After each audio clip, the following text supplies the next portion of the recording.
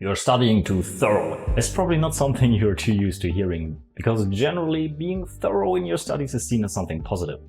It is seen as something to strive for. This stems from the urge to perfectly understand everything you learn as soon as possible. However, this mindset can actually be detrimental in language learning and may lead to frustration and setbacks. But why is that? Let's talk about it. First, we'll explore why this is actually a problem and then what you should do instead. But why is learning grammar or words thoroughly a problem?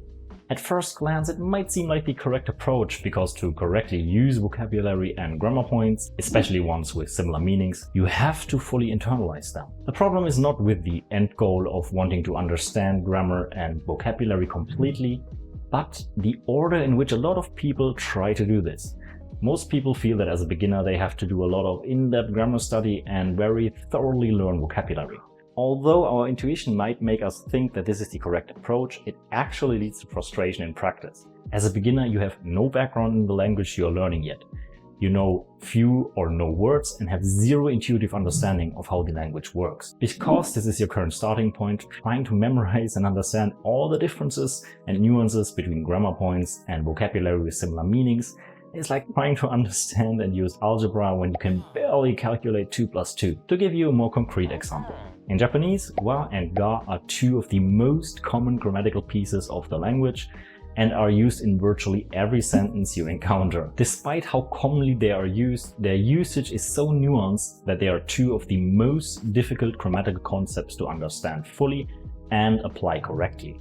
There are 300+ page books written in Japanese for a Japanese audience that talk about nothing but the usages and differences of wa and ga. This should illustrate to you that it is not the correct approach to try to fully understand wa and ga when you are still a beginner.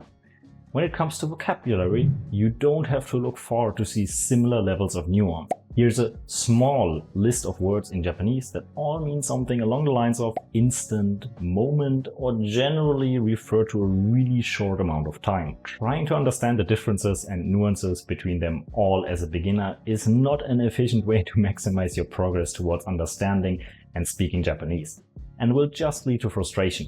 Even if you find a good explanation of how those words differ and you feel like you understand that explanation, the likelihood of that leading you to a level of understanding where you can correctly use these words in practice is very low. And you will have wasted time that could have been spent learning other common words and/or grammar that would be more easily understood and applied. So, what should you do instead? The least frustrating approach is to do the opposite of what seems intuitive, which is to learn things at a more surface level at the beginning and optionally revisit the in-depth explanations once you have made more progress. For grammar, this means that instead of trying to memorize all the details of a grammar explanation, read over it so that you can at least vaguely remember what it means and how it is used, such that when you encounter a sentence that uses that grammar point, you're able to roughly understand it. Let's look at a concrete example. Let's say you just learned the 4 conditionals hara, nara, ba, and to, which all roughly mean something like if. You might then have the urge to try to understand when each of them is used and how they differ, but try to resist this impulse. If you want, you can quickly read over an explanation, but don't worry about memorizing it. You should simply continue with your learning journey as usual. It is when you read and listen to sentences that use a grammar point or vocabulary word many times in unique context that you will start to develop an intuitive understanding of them.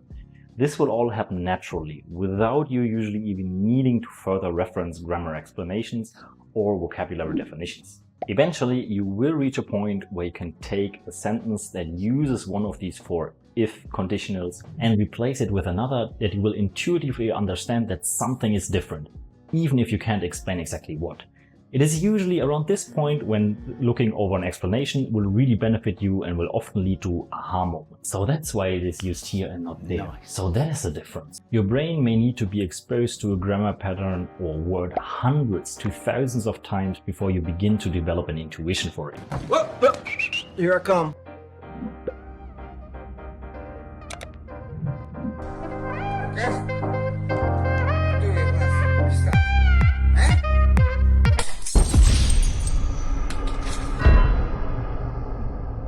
This heavily depends on how many unique and nuanced usage cases it has. So depending on how much time you spend with the language, reaching the point where you can benefit from reviewing grammatical explanations or more complex vocabulary definitions can take more or less time. But understand, as long as you continue to expose yourself to more unique examples of the words and grammar patterns that you've learned, that you are continuing to build your intuition for them.